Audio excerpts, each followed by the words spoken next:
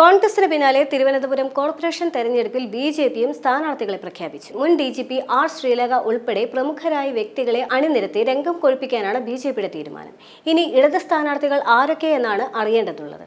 K Sabarinathan ഉൾപ്പെടെയുള്ള മുതിർന്ന നേതാക്കളുടെ പടയെയാണ് കോൺഗ്രസ് കളത്തിലിറക്കിയിരിക്കുന്നത്. ബിജെപിയും സമാനമായ നീക്കമാണ് നടത്തിയിരിക്കുന്നത്. കഴിഞ്ഞ തെരഞ്ഞെടുപ്പിനേക്കാൾ വാശിയേറിയ പോരാട്ടം ഇത്തവണ തിരുവനന്തപുരത്ത് നടക്കും. മാത്രമല്ല, ആർക്കും വേഗത്തിൽ ജയിക്കാൻ പറ്റാത്ത കോർപ്പറേഷനായി തിരുവനന്തപുരം മാറുമെന്ന് വ്യക്തമായിരിക്കുകയുമാണ്. കോൺഗ്രസ് വിട്ട് ബിജെപിയിൽ ചേർന്ന തമ്പാനൂർ സതീഷ് തമ്പാനൂർ വാർഡിൽ മത്സരിക്കും. കെ മഹേശ്വരൻ നായർക്കും ബിജെപി സീറ്റ് നൽകി. ഇദ്ദേഹം നേരത്തെ കോൺഗ്രസിന്റെ നേതാവായിരുന്നു. പുന്നയ്ക്കാമുകൾ വാർഡിലാണ് മഹേശ്വരൻ നായർ മത്സരിക്കുക.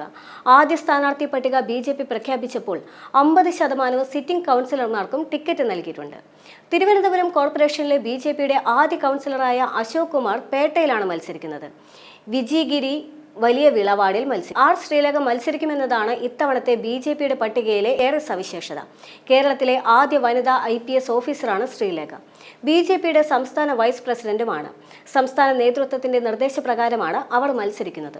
മുൻ തെരഞ്ഞെടുപ്പുകളിൽ കോൺഗ്രസ് അത്ര സജീവമായിരുന്നില്ല. LDFും ബിജെപിയുമാണ് വാശിയേറിയ പോരാട്ടം നടത്തിയിരുന്നത്. എന്നാൽ ഇത്തവണ കോൺഗ്രസ് നേരത്തെ തന്നെ ഒരുങ്ങിയിറങ്ങിയിട്ടുണ്ട്. അതുകൊണ്ട് തന്നെ ശക്തമായ ത്രികോണ മത്സരത്തിന് തലസ്ഥാനം സാക്ഷിയാകുമെന്നാണ് പ്രതീക്ഷിക്കുന്നത്. കഴിഞ്ഞ തവണ 52 സീറ്റ് നേടിയാണ് ഇടതുപക്ഷം ഭരിച്ചത്. ബിജെപിക്ക് 35 സീറ്റുകളും UDFന് 10 സീറ്റുകളുമാണ് ഉണ്ടായിരുന്നത്.